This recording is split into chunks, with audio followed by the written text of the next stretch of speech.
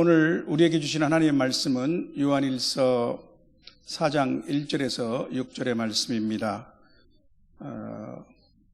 제가 봉독하도록 하겠습니다. 사랑하는 자들아, 영을 다 믿지 말고 오직 영들이 하나님께 속하였나 분별하라. 많은 거짓 선지자가 세상에 나왔음이라. 이로써 너희가 하나님의 영을 알지니 곧 예수 그리스도께서 육체로 오신 것을 시인하는 영마다 하나님께 속한 것이요 예수를 시인하지 아니하는 영마다 하나님께 속한 것이 아니니 이것이 곧 적 그리스도의 영이니라. 오리라 한 말을 너희가 들었거니와 지금 벌써 세상에 있느니라. 자녀들아, 너희는 하나님께 속하였고 또 그들을 이겼나니 이는 너희 안에 계신 이가 세상에 있는 자보다 크심이라.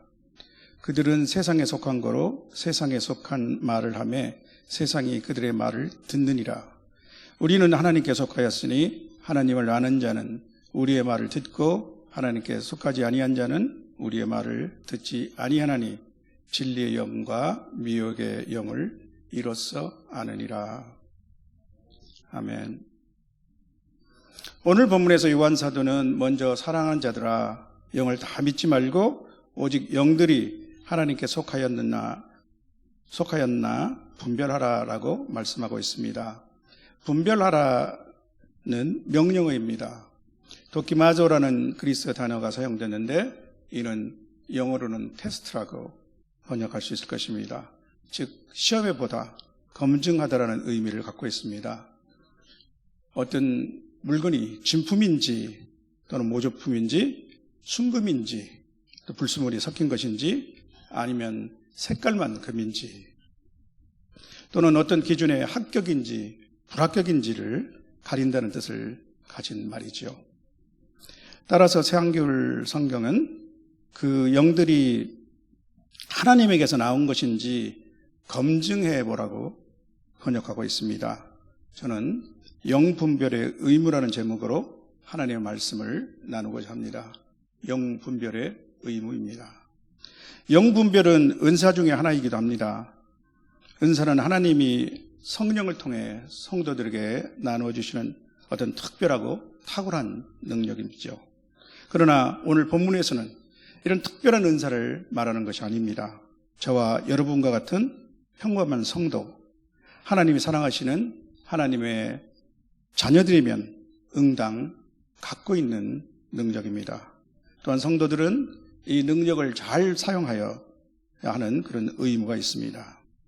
그러면 영들을 분별하라는 책무를 주신 이유는 무엇일까요? 그것은 많은 거짓 선지자들이 세상에 나왔기 때문이라고 요한 사도는 말씀하고 있습니다.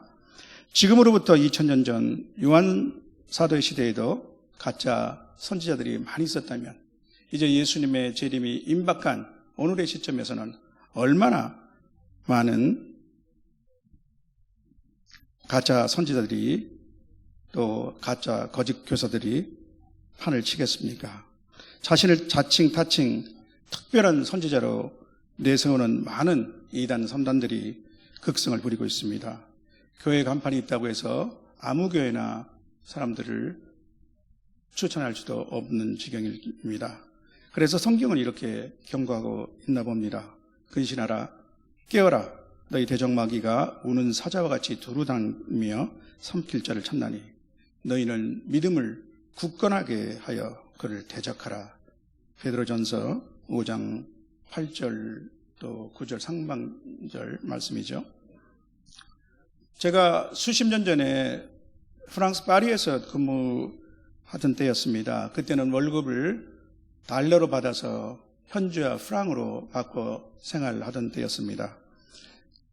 그런데 그 당시 파리에는 환정산이 많이 있었는데 환정산마다 아주 적용하는 환율이 상당히 많이 차이가 났습니다. 주로 차이나타운에서 가장 좋은 환율을 적용해 준다는 소문이 퍼져서 저뿐 아니라 여러 동료들이 그것을 이용하곤 했습니다. 그런데 나중에 알게 된 문제점이 하나 있었습니다. 그곳에서는 가끔 위조 지폐를 끼워 넣는다는 것입니다. 그래서 꼼꼼히 살펴보지 않으면 큰 손해를 보게 되는 것이죠. 위조 지폐를 가리는 가장 좋은 방법은 진짜 지폐에 대해서 잘 아는 것입니다. 우리 지상파 TV 방송에 진품 명품이라는 프로그램이 있었습니다. 지금도 있는지 모르겠는데요. 거기서 진품인지를 감정하는 전문가들은 골동품에 대한 아주 실력을 갖췄을 뿐만 아니라 꼼꼼한 관찰력을 가지고 물건들을 잘 살펴보고 이것이 진품이다 아니다를 판별하시는 것을 보셨을 것입니다. 성도 여러분, 오늘 본문은 우리에게 성령의 역사임을 확인하는 표지를 제시하고 있습니다. 우선 세 가지로 살펴볼 수 있을 것입니다.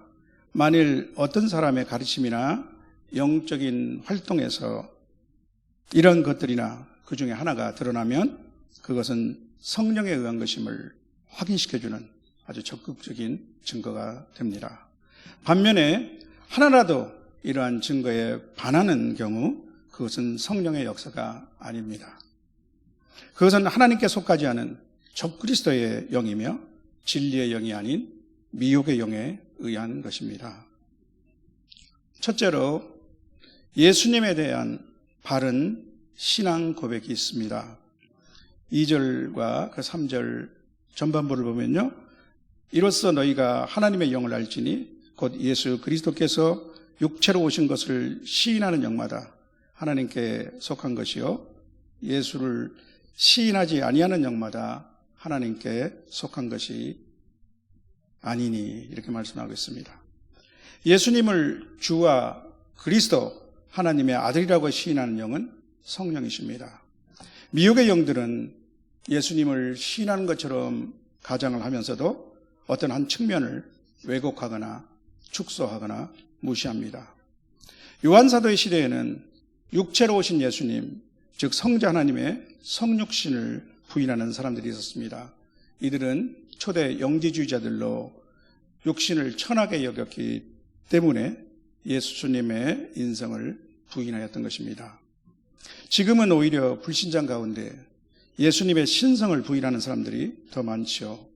또한 한때 역사 속의 예수와 신앙의 예수를 구별해서 복음서에서 자기들이 믿을 수 있는 것만을 믿고 나머지를 신화라고 배제해버리는 그런 학자들도 있었습니다. 사탄은 시대의 조류에 따라서 속임수를 바꿔가는 간교가 있습니다. 그러나 예수님이 우리와 같은 인간이 되지 않으셨다면 예수님은 제2의 아담으로서 십자가 죽음으로써 우리를 완전한 대속제물이 될 수 없었을 것입니다. 또 예수님이 하나님의 아들이 아니셨다면 예수님은 거짓말장이거나 아니면 과대망상자였을 것입니다. 그리고 또한 시인한다라는 말은 신약 성경의 단어 호몰로그라는 건데 단순한 인정을 넘어서 증언한다, 또 존경과 애정을 담아서 찬양한다는 의미가 내포되어 있습니다. 주님은 이렇게 말씀하셨습니다. 누구든지 사람 앞에서 나를 시인하면 나도 하늘에 계신 내 아버지 앞에서 저를 시인할 것이요. 빌립보서 2장 11절은 모든 입으로 예수를 주라 시인하여 하나님 아버지께 영광을 돌리게 하셨느니라고 이렇게 말씀하고 있습니다. 오늘 본문의 말씀과 병행해서 바울 사도는 참된 성령과 다른 모조품을 구별하는 어떤 법칙으로서 이렇게 말씀하고 있습니다. 그러므로 내가 너희에게 알게 하노니 하나님의 영으로 말하는 자는 누구든지 예수를 저주할 자라 하지 않고 또 성령으로 아니하고는 누구든지 예수를 주시라 할 수 없느니라. 오늘날 우리 그리스도인들은 기독 공동체의 전통적인 신앙 고백문인 사도신경 안에 우리가 믿고 있는 예수님의 여러 면모를 담고 있습니다. 예수님의 동정녀 탄생, 십자가, 죽음, 부활과 승천, 승기와 같은 이미 이루어진 사건들과 함께 장차 심판주로서 재림하실 예수님에 대한 소개가 우리의 고백이 바로 그것입니다. 이 예수 그리스도에 대한 찬양과 감사, 신앙 고백이 있도록 하는 것은 가장 분명한 성령의 증표입니다. 둘째로 세상의 것, 곧 죄에 대한 각성과 회개입니다. 4, 5절에 보면 자녀들아 너희는 하나님께 속하였고 또 저희를 이기었나니 이는 너희 안에 계신 이가 세상에 있는 이보다 크심이라.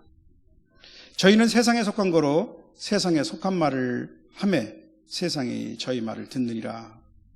이 말씀 안에는 두 종류의 두 부류의 대조가 사람들의 그 두 부류의 대조가 있습니다.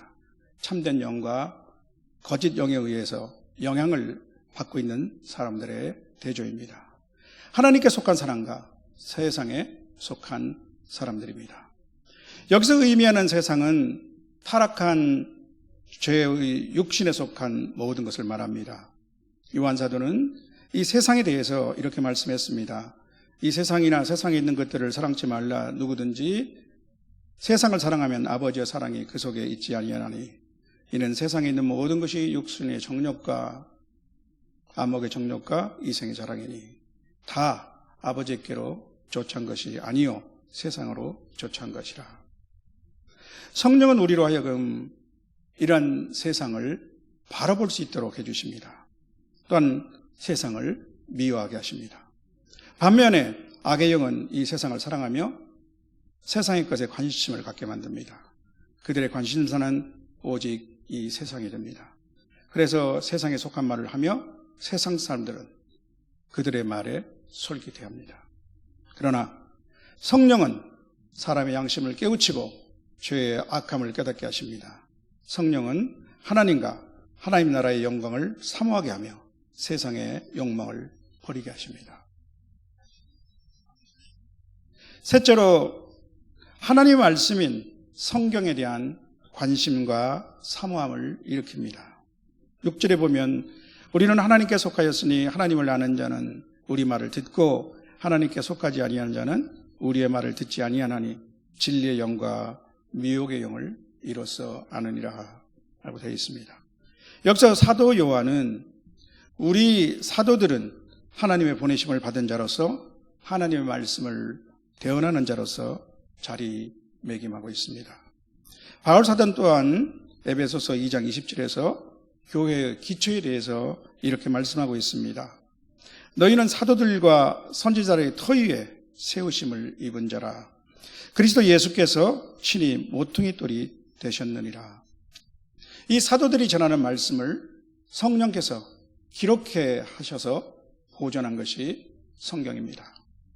우리가 잘 아는 대로 모든 성경은 하나님의 감동으로, 즉 하나님이 숨을 불어넣어 된 것입니다. 그렇기 때문에 성경은 교훈과 책망과 바르게 함과 의로 교육하기에 유익하니 이는 하나님의 사람으로 온전하게 하며 모든 선한 일을 행할 능력을 갖추게 하려는 것이죠. 따라서 사람들이 성경을 존중하고 성경을 절대적 진리로 살아가게 하는 것은 성령의 역사입니다. 또한 하나님의 사람은 성경에 긍정적으로 반응하며 말씀대로 순종하려고 합니다. 주님도 이렇게 말씀하셨습니다. 내 양은 내 음성을 들으며 나는 그들을 알며 그들은 나를 따르니라. 성령은 진리의 영으로서 진리를 드러내고 진리를 깨닫게 해주십니다.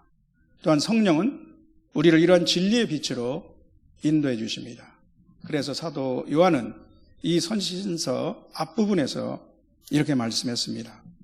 너희는 주께 받은 바 기름 부음이 너희 안에 거하노니 아무도 너희를 가르칠 필요가 없고 오직 그의 기름 부음이 모든 것을 너희에게 가르치며 또 참되고 거짓이 없으니 너희를 가르치신 그대로 주 안에 거하라.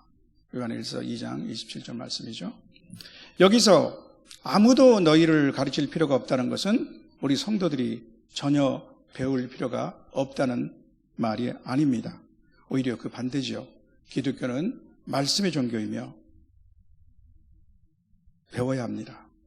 그 아무도는 진리의 영이 아닌 미혹의 영의 영향을 받은 사람, 즉 거짓 선지자, 거짓 사도, 거짓 선생을 의미하는 것입니다.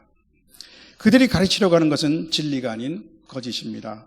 성경이 말씀하고 있지 않는 것, 아니면 성경의 참뜻과 진리를 교묘히 왜곡하여 빼거나 덧붙인 것입니다. 성경이 말씀하고 있는 진리를 체계한 것이 건전한 교리와 신학이라고 말할 수도 있겠습니다. 그 핵심은 예수 그리스도의 십자가 복음이라고 저는 생각합니다. 이외에도 성경은 삼위일체 하나님, 인간, 예수 그리스도, 구원, 교회, 그리고 종말 등에 대해서 여러 진리의 말씀을 담고 있습니다. 이런 주요 주제별로 교리를 체계적으로 정립하는 신학의 과정을 조직 신학이라고 합니다. 반면에 마귀는 성경의 진리성을 훼손시키고 사람들을 하나님의 말씀인 성경에서 떼어놓고 멀어지게 만들려고 가진 수단을 부립니다.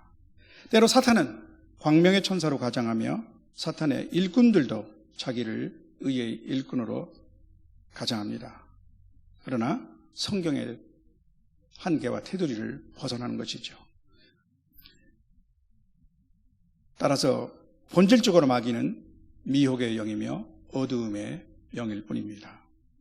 성도 여러분, 우리는 지금까지 본문에서 성령의 역사임을 보여주는 절대적인 증거 3가지를 살펴봤습니다. 성령의 역사는 예수님에 대한 바른 신앙 고백으로 인도합니다.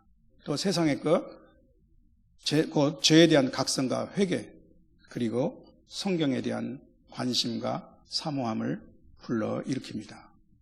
이 3가지 표지 중 어느 하나가 드러날 때 이는 성령의 역사라는 증거가 됩니다. 반면에 그 반대 결과로 드러나면 이는 마귀의 속임수입니다. 사랑하는 성도 여러분, 그런데 성령의 역사를 분별해 주는 표지가 하나 더 있습니다. 이것은 가장 중요한 표지입니다. 그것은 본문 다음 절인 4장 7절로부터 마지막 21절까지 해서 말씀하고 있습니다. 그것은 하나님과 사람에 대한 사랑입니다. 우리는 흔히 고린도전서 13장을 사랑의 장이라고 부르고 있습니다. 저는 이 구절 또한 사랑에 관해 매우 중요한 진리를 담고 있는 것을 보았습니다. 저는 성경에서 이 부분이야말로 예수 그리스도의 근본에 대한 요한복음 1장의 선언에 방불하는, 그 선언에 맞먹는 사랑에 관한 진리의 결정체라고 생각합니다. 요한 사도는 먼저 이렇게 시작합니다. 4장 7절과 8절에 보면요, 사랑하는 자들아 우리가 서로 사랑하자. 사랑은 하나님께 속한 것이니 사랑하는 자마다 하나님께로 나서 하나님을 알고 사랑하지 아니하는 자는 하나님을 알지 못하나니 이는 하나님은 사랑이시니라. 사도는 사랑하는 자와 사랑하지 않는 자의 두 부류를 대조시키며 참된 영의 결정적 표지로서 사랑을 언급하고 있습니다. 12절과 또 13절에서 더욱 분명히 말씀하십니다. 12절 13절에 보면요, 만일 우리가 서로 사랑하면 하나님이 우리 안에 계시고 그의 사랑이 우리 안에 온전히 이루어지느니라. 그의 성령을 우리에게 주심으로 우리가 그 안에 거하고 그가 우리 안에 거하시는 줄을 우리가 아느니라. 그리고 사도는 성령 사역의 표징으로서 하나님에 대한 사랑과 사람들에 대한 사랑을 말씀합니다. 그리고 마지막 두 구절 20절, 21절에서는 사람에 대한 사랑과 하나님에 대한 사랑은 서로 불가분의 관계가 있다고 말씀합니다. 또한 요한 사도가 말씀하고 있는 사랑의 흐름을 보면 다음과 같습니다. 우리가 잘 아는 대로 하나님은 사랑이십니다. 그래서 하나님은 독생자를 화목제물로 세상에 보내주심으로써 먼저 우리를 사랑하셨습니다. 우리는 이 하나님의 사랑을 알고 믿었으며 하나님을 사랑하며 또한 사람을 우리끼리 서로 사랑하게 되는 것입니다. 그런데 18세기 미국의 성령 부흥 운동을 이끌었던 조나단 에드워즈가 말하는 사랑의 모조품이 있습니다. 그것은 자기 사랑에서 비롯된 것입니다. 미혹의 영에 사로잡힌 과격한 열광주의자들이나 이단들 가운데서도 그들 서로 간에 아주 돈독한 연합과 애정이 있는 것을 보게 됩니다. 이들은 정통 다수에서 떨어져 있기 때문에 소외감과 또 주변에 조롱거리가 될 수 있다는 것을 의식하는 것 때문에 어떤 이단 사상을 함께 붙잡고 있다는 것에서 서로 강한 집단적 친밀감과 연대의식을 느끼는 것입니다. 따라서 참된 그리스도의 사랑의 본질과 동기는 이들과 아주 큰 차이가 있습니다. 이 사랑은 그리스도 예수 안에서 우리에게 주신 하나님의 사랑이며 또 그 은혜를 깨달은 데서 생긴 사랑입니다. 그것은 죄인된 자신의 실체를 깨닫고 자신의 무가치함을 인정하는 겸손과 자기 부인과 자기를 비움 그리고 심령의 가난함이 동반된 것입니다. 요한 사도가 참된 영의 분명한 증거로서 말하는 그 사랑은 하나님의 사랑, 그리스도의 사랑입니다. 그 사랑은 우리 주님께서 이 땅에서 보여주신 모범 속에서 가장 잘 드러납니다. 원수까지도 사랑하시며 자신의 사람을 사랑하시되 끝까지 십자가 죽음에 이르기까지 사랑하시는 그 사랑입니다. 사랑하는 성도 여러분, 이 세상은 아직도 악의 영의 영향력 아래에 있습니다. 예수 그리스도가 이 땅에 오심으로 하나님 나라가 임하였고 그리스도의 십자가 죽음으로 사탄은 무적영에 갇히게 되었습니다. 그러나 그럼에도 불구하고 아직 지금은 이미 그러나 아직이라는 이런 중간계에 와 있습니다. 예수님이 재림하시기 전까지 사탄의 무리들은 계속적으로 지상에서 성도들과 교회를 괴롭히는 것이죠. 또한 그들은 거짓의 영들로 사람들을 미혹하기 위해서 온갖 술수를 부립니다. 때로는 성령의 역사를 가정하기도 합니다. 말씀을 왜곡하여 사람들을 진리에서 벗어나게 하는 거짓 교사를 보내고 뒤에서 그들을 조종하기도 합니다. 진품이 있으면 모조품이 있기 마련입니다. 그러나 값싼 물건은 짝퉁이 없죠. 진품이 귀할수록 모조품도 그럴듯합니다. 영적인 일에도 마찬가지입니다. 따라서 모든 영들을 다 믿지 말고 영들이 하나님께 속하였는지 분별하고 검증하는 것은 우리 성도들에게 맡겨진 기본 책무입니다. 요한 사도는 성령의 역사임을 확신시켜주는 4가지 증거들을 제시했습니다. 이 4가지 증거를 우리의 마음과 생각 안에 새겨두기를 소원합니다. 저는 오늘 말씀을 바울 사도의 빌립보서 4장 8절 9절로 마치고자 합니다. 새한글 성경으로 제가 읽겠습니다. 끝으로 형제 자매 여러분, 무엇이든 참된 것, 무엇이든 고상한 것, 무엇이든 올바른 것, 무엇이든 순수한 것, 무엇이든 사랑스러운 것, 무엇이든 칭찬할 만한 것, 이런 것들을 마음에 두고 생각하십시오. 또 뛰어난 어떤 것이나 기릴 만한 어떤 것이 있다면 그런 것들도 마음에 두고 생각하십시오. 여러분이 나한테서 배우고 전해받은 것들, 그리고 듣고 본 것들, 이것들을 실천하십시오. 그러면 평화의 하나님이 여러분과 함께 하실 것입니다. 바로 이 말씀을 저희들의 마음에 생기며 그 말씀을 지식적으로만 알 것이 아니라 우리의 실생활에서 실천하고 지키는 저와 여러분이 되기를 주님의 이름으로 축원합니다. 아멘.